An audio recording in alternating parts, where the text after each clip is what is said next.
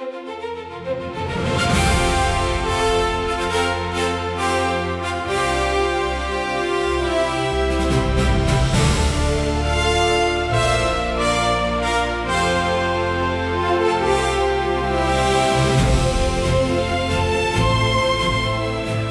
everyone, this is Majesty Sussex Report and I'm Antonio. Thank you for spending some of your valuable time here with us. So, surprise, the big surprise that I think none of us saw coming. And if you did, why didn't you say so? But what a surprise, right? I didn't see it coming. I don't know if any one of you did, but if you did, you should have shared it. I mean, after what has arguably been one of the roughest stretches for King Charles and his PR team in recent memory, we get this sort of private, secret, completely unleaked meeting at Highgrove between the King, the consort Queen, Prince Harry, Meghan, and Prince Archie and Princess Lilibet. No photos, no royal rota tip-off, no insider source says, just silence and then confirmation. So what I would like to do is sort of unpack that a little bit because there's a lot here to unpack. My mind is sort of spinning, but at the same time, I had something else prepared for you folks. And this was all about propaganda. So that is prepared, but I'm not going to publish it. I'll publish it later today because I wanted to do sort of a live broadcast of that. All right, so expect that later today. Okay, so I'm just going to say what's in my head. I'm going to unpack what is there. And as, of course, you know, in hindsight, everything is 2020 or whatever they say, but here we go.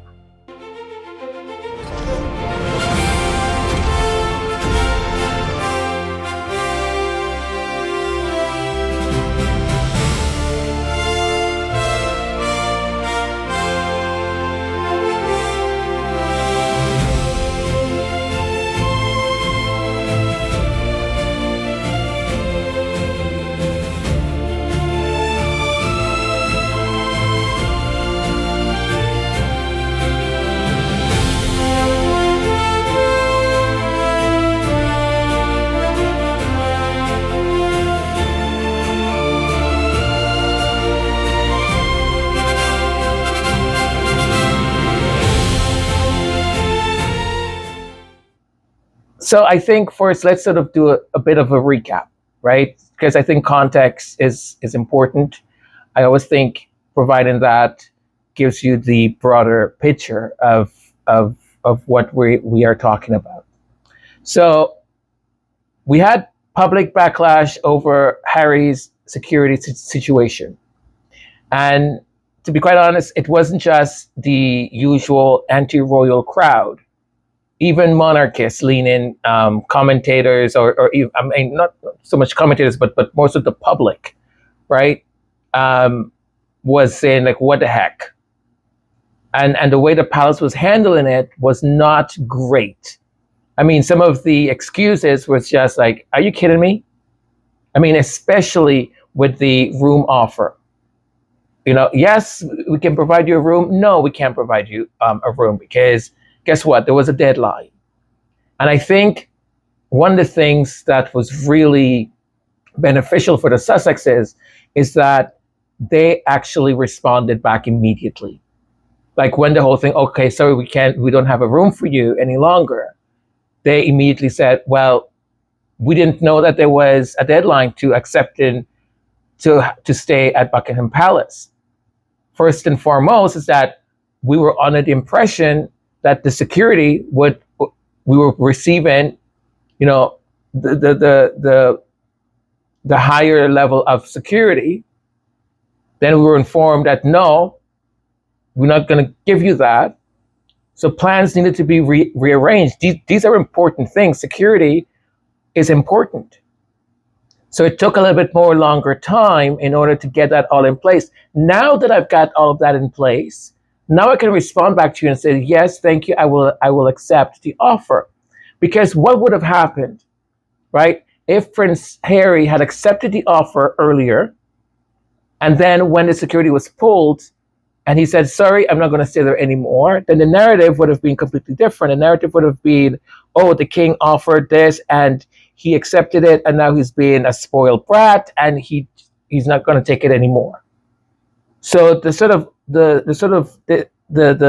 ball of public opinion or blame would have been centered on Prince Harry, right? Rather than the way it needs to be, which was many people, as I said, even royalists, were saying, look, ultimately you are a dad, you are a father. Buckingham Palace has what, 700 and plus rooms, 1,000 staff. And you mean to tell me not one of those rooms has a bed with clean linens? Like, come on, right? Oh, we couldn't staff it on time. Come on. So the backlash was quite big. I think more so than they expected. So that's part of it. Then we also had the Associated Newspaper verdict, and it was a loss for Prince Harry and for the other claimants. I mean, a surprise loss, to be honest. And it was pretty rough, I would think, because, to be quite honest, the expectation, especially from 7 people, that judge not finding one of their evidence to be enough, from 7 cases, I mean, 7 people presenting a number of cases, was just really, you know what I mean? It kind of went, really? Are you sure? So we had that also, and the Sussexes, had publicly stated that Meghan and the kids wouldn't be joining Harry in London, with speculation they might connect in Birmingham for the Invictus launch of the 1 year from now, in the Invictus being in Birmingham. So the narrative going into this week basically was that, there was family fracture, no reconciliation per se in sight, the king under fire, and then out of nowhere, Highgrove appears.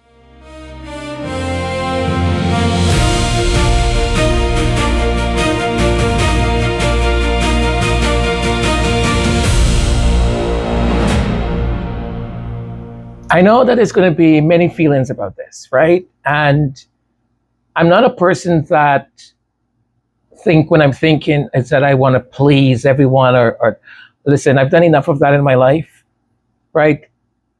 I'm going to be honest and tell you where I'm landing with all of this. Because ultimately, I'm just a commentator. I'm just someone who's given my opinion. And some of that opinion is very well informed, very well researched, and other is it isn't. It's just an opinion. And I will say that ultimately this is a family thing, a family situation. Very public, but it's family. So here's where I really do want to be careful, because I think it's easy to sort of slide into judgment when we don't have the full picture. Harry and Meghan are the parents. The Duke and Duchess of Sussex are the parents of Prince Archie and Princess Lilibet. Full stop. Full stop. They get to decide what's right for their children, for their family. And I'm not going to sit here and litigate a private family decision I know nothing about. How it was arranged, what was discussed, what boundaries were set, that's not mine to judge. It really isn't. I can have a feeling about it, but ultimately it's not mine to judge. What I will say is this echoes to me, because it immediately, this is what I thought of. And it was something that Harry has spoken about how the Queen Elizabeth II, the Queen quietly, privately arranging for Meghan and the kids to visit without telling the wider royal machinery. Just one or two trusted people in the loop. The Queen reportedly being surprised, and I think this was Meghan who had made this comment, being surprised at how well-mannered and poised the kids were. I mean, Princess Lilibet was just still a toddler at that point, I think. And the Queen sort of being surprised of them being so well-mannered and sort of poised.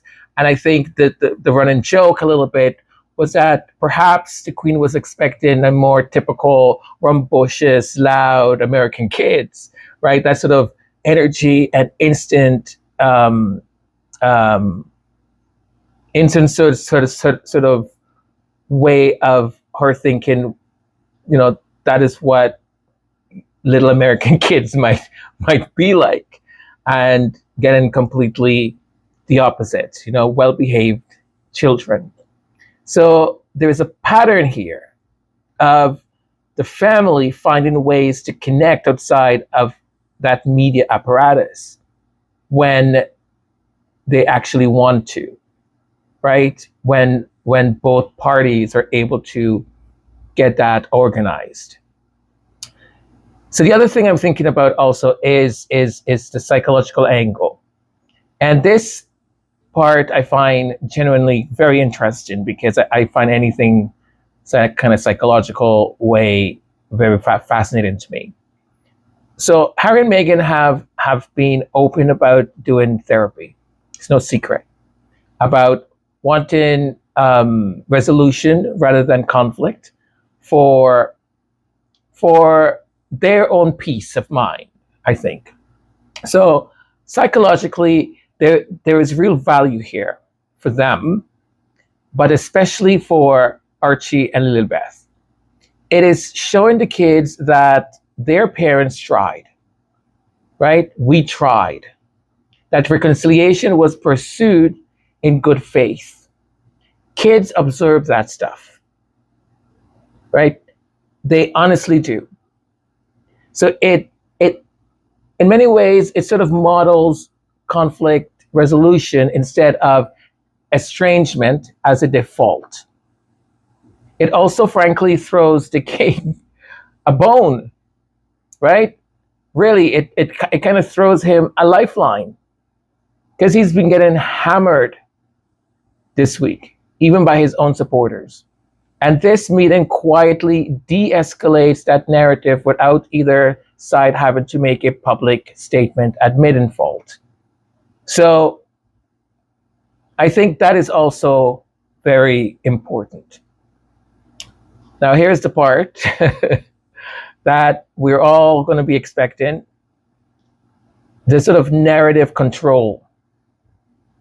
And I think right now, I think this is in some ways a great chess move. Because up until yesterday, the royal rota storyline was Harry won't reconcile, grandfather wouldn't see grandkids. It's all still broken. Because even though the public was pointing the finger at the king finally, the royal ecosystem, the reporters and the shows and all that, the narrative was actively being used against Harry and Meghan, even though most reasonable observers pointed the finger at the palace, handling of security and logistics and all of that. I think by pulling this off privately, no leaks, no photo op, no controlled palace messaging, Harry and Meghan take the narrative, they take sort of that weaponized narrative away from the royal rota completely. So there is no source close to the palace, the kind of spin attached to it, because nobody had it first. No one had the scoop. So that's the story getting written by the event itself, not by whoever gets the first quote. Having said that, though, oh, believe me, there's going to be a spin to this, and the spin is coming. So be prepared, because now here's what we all need to be watching for, and we will revisit this, because the UK tabloid machine does not sit quietly with a story it didn't break. So expect within days, if not very soon, a few hours from now, exclusive accounts of how this meeting really came together and who really initiated it, framed to serve whatever narrative benefits the palace or benefits access journalism relationships with the royal sources. So the odds that that account is going to really reflect what really happened is slim to none, right? They will twist this the way they want to. I mean, even the reporting right now, as I'm watching some of the reporting coming out from the UK, there's a slight sort of like, how could they possibly have done this? Why was it done this way? Like how, you know what I mean? Like, even I'm watching some of these reporters, and there isn't a genuine kind of happy, like, face. It's not like, this is amazing. Like, no, there isn't any of that, because they're completely left out. So right now, the big spin is in, and they're trying to see, so how do we spin this? How do we spin this? And this is worth really tracking, right? Not because we'll get the truth ultimately, but because what they choose to spin this into, what they choose to spin it into, will tell us exactly the story the palace and the royal rota actually want circulated. It will tell us what they really want. I mean, we kind of know that, right? But let's see. So, Jen, I think that this was a genius strategic move. I think it creates the grounds for, I don't want to say a big reconciliation kind of family thing, but it creates at least fertile grounds for it. Or perhaps a mix of both. I don't know, right? People are people. Sometimes predict how something is going to be resolved, because human interaction, we can expect the unexpected, I think. So we will see. We'll see where this story lands in the newspapers, and we'll bring the breakdown to you, right? Because I'm interested in it. I'm fascinated by all of this, and I know for many of you, and for some of you, this is not going to sit very well, because the thought would be, especially with the concert, the things that Harry has written, the things probably Meghan hasn't said yet, but has happened, of the kids meeting that person. I think ultimately, again, I go back to what I said at the beginning. I have complete trust and confidence in Prince Harry and in Meghan, and that every decision thus far that they make, it's done with integrity. It is done with a level of looking at the different angles of all of this, and ultimately, and this is important for me because I think the same way. I want peace. I said this to someone a little while ago because we were talking about something in the past, and they said, oh, like, when wouldn't you do this or this? Or I said, no, I wouldn't. I said, because once I've decided to walk away, I know that I've done every single thing in my being, everything, and even the impossible in order to, whether it's to get resolution, whether it's to open a conversation, whether it's for forgiveness, relationship building, whatever it is, right? But once I know that I've done that and I turn away, I am done. I am done, done, done. There's nothing that will bring me back. Nothing. I'll wish you all the best. I wish you all the best, and I'm done. Right? Is that, or you get zero access, zero, to the real me. What you can get, because I've said this also, I can sit at a table and break bread with many people. I can have a civil conversation. That doesn't mean I share any stories with you. It doesn't mean that you get access to my information. It doesn't mean you get access to my life. But I can sit and have a meal. Right? So ultimately, so please, I really hope that we I want to say, continue to support the Sussexes. Some of you, some of us may not completely agree, but ultimately this is a family matter being played out in public light. And I think the Sussexes have played this with such genuine, authentic,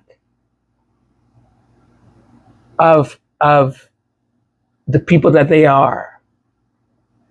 Forget what the media paints them as, but who they are at the core of their personalities. I think Prince Harry recognizes the situation with his father. I think he knows very well what that relationship is and what it isn't. But I also think that he wants to model something for his children that is very different from the way it has been thus far. And I think this visit, this surprise visit, is very in line with the person that I think Prince Harry is. Because I really think that he wants to model something different for his children. And I'll say, Meghan, her generosity, every time I speak about oh man, because every time I look at her, the image of her pre that family and post that family, something hits me. It just hits me. So, but I think that her generosity of heart, of soul, allows her to walk into that space. And I think her strength, her divine strength, allows her to walk into that space with the authority that no weapon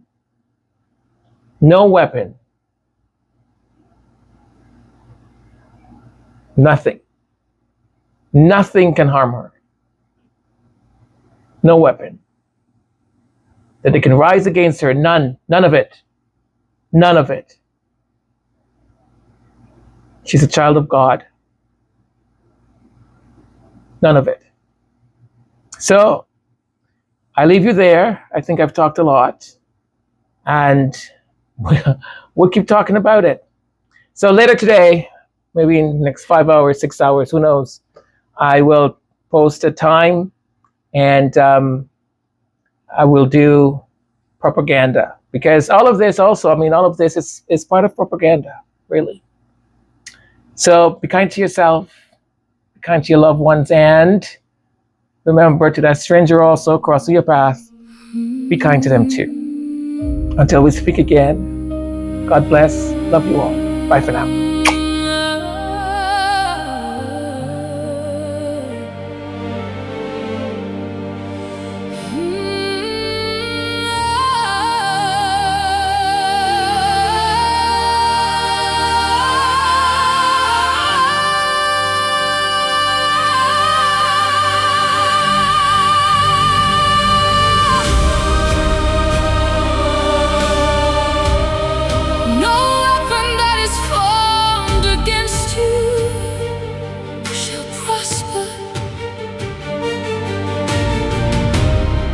And every time